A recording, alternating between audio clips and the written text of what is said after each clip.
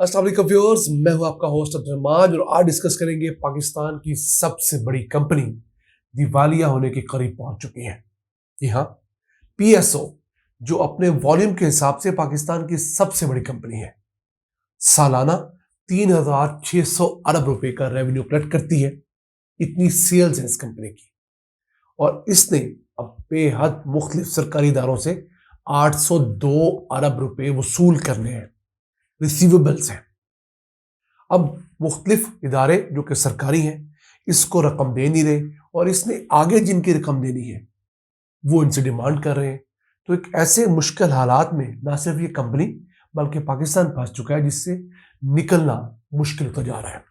अब ये कंपनी पाकिस्तान की सबसे बड़ी ऑयल इंपोर्ट करने वाली कंपनी है। दूसरी, ये पाकिस्तान की सबसे बड़ी गैस इंपोर्ट करने वाली कंपनी है। इस तरह पाकिस्तान का सबसे ज्यादा खाम तेल, पेट्रोल, डीजल पीएसओ इंपोर्ट करता है। इसी की तरह एलएनजी गैस जितनी इंपोर्ट होती है वो सारी पीएसओ के थ्रू होती है, क्योंकि जब 2016 के अंदर कतर के साथ एलएनजी इंपोर्ट के मुआहदे हुए तो वो गवर्नमेंट टू गवर्नमेंट बेसिस के मुआहदे थे। तो एक तरफ कतरी कंपनी थी, दूसरी तरफ पीएसओ यहां से बड़ी कंपनी थी। उस वक्त तक ये सिर्फ ऑयल सेक्टर में डील करती थी, फिर इसको एलएनजी का पोर्टफोलियो दे दिया गया। अब होना तो ये चाहिए था कि इस कंपनी के मुनाफे में इजाफा होता। अब उस एक फैसले के बाद इस कंपनी के नुकसान में इजाफा होता जा रहा है।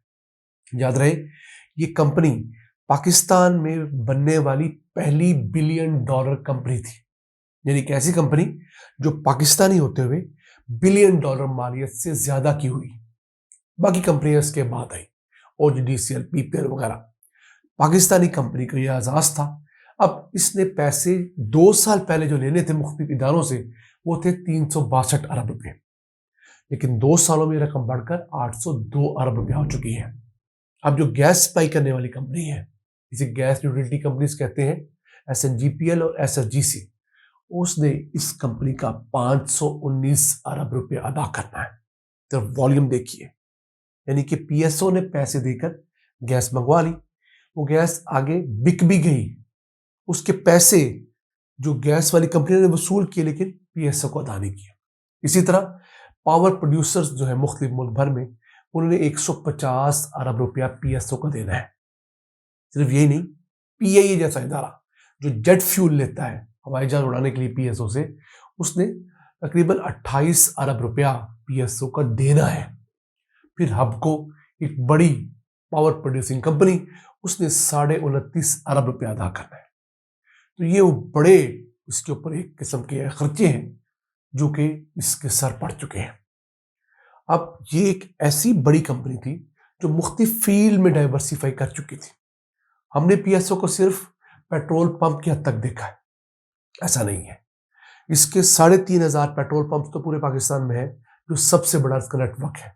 इसके अलावा पाकिस्तान रिफाइनरी में इसका 63% हिस्सा है।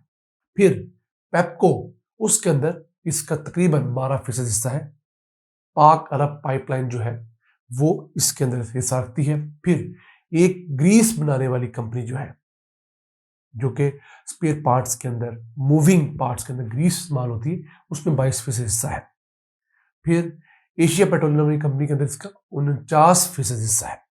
तो अपने पेट्रोल पंप के बिजनेस के अलावा कुछ 6-7 मुख्तलिफ बिजनेसेस के अंदर इन्होंने खुद के पैसे लगाए थे, क्योंकि ये अपने बिजनेस को डाइवर्सिफाई करना चाहते थे कि खुदा न खास्ता एक तरफ से पैसे कम भी हो जाए तो दूसरी तरफ से पैसे जरूर मिले। अब इस कंपनी ने कुवैत के 104 अरब रुपए अदा करने हैं।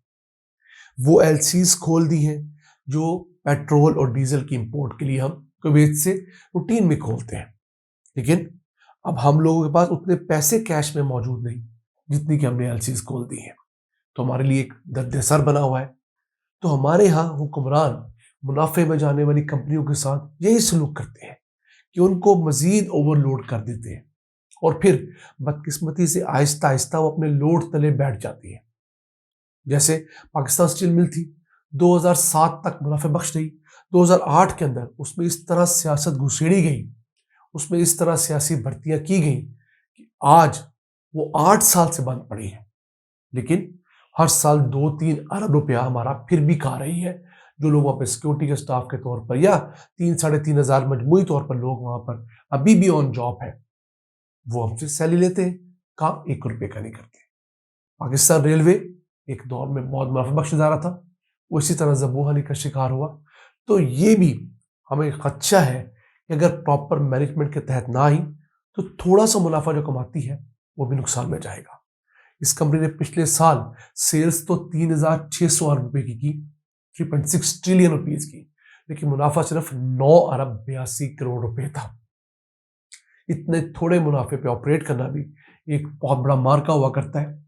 और उम्मीद करते हैं कि नई आने वाली हुकूमत इस मसले को जरूर हल करेगी, पाकिस्तान की सबसे बड़ी कंपनी को दिवालिया होने से बचाएगी और इसके अंदर ऐसी रिफॉर्म्स लाई जाएंगी कि इस कंपनी ने जिसके पैसे देने हैं वो भी स्ट्रीमलाइन हो और जिन्होंने इस कंपनी के पैसे देने हैं वो भी हर हाल में वो रकम अदा करें।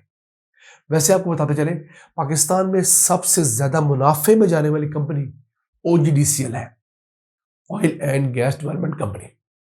उस कंपनी ने पिछले मालियाती साल के अंदर सिर्फ 413 अरब रुपए की सेल की।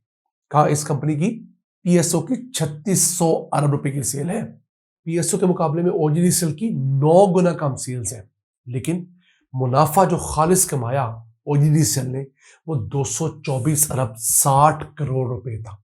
पिछले मालियाती साल की बात कर रहा हूं। हालांकि उस मालियाती साल के अंदर यहां से जो ऑयल की प्रोडक्शन है वो भी कम हुई, गैस की प्रोडक्शन भी कम हुई, लेकिन चूंकि OGDCL ऑयल और गैस एक्सप्लोरेशन के अंदर है, वहां पर 50 से 100% तक मुनाफा कमाया जा सकता है।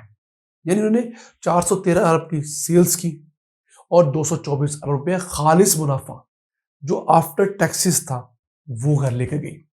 ये कंपनी चूंकि ट्रेडिंग कंपनी है, बेसिकली दुनिया भर से ऑयल और गैस खरीदती है, थोड़ा सा मार्जिन अपना रखती है और बाकी आगे बेच देती है।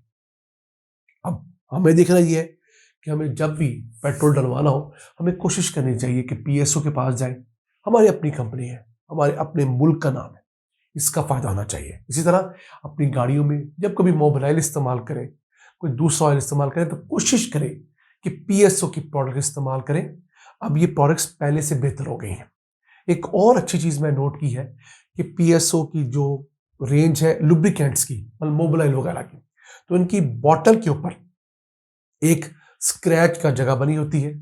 आप उस स्क्रैच की जगह को मिटाएं, वो एक नंबर नमूदार होगा। वो नंबर नीचे दिए हुए एक नंबर के ऊपर SMS करें तो आपको वेरिफिकेशन आएगी कि आपने फला ब्रांड का PSO का कैरियन ब्रांड का इतने लीटर का एक पाउच खरीदा है, एक बॉटल खरीदी है मोबाइल की।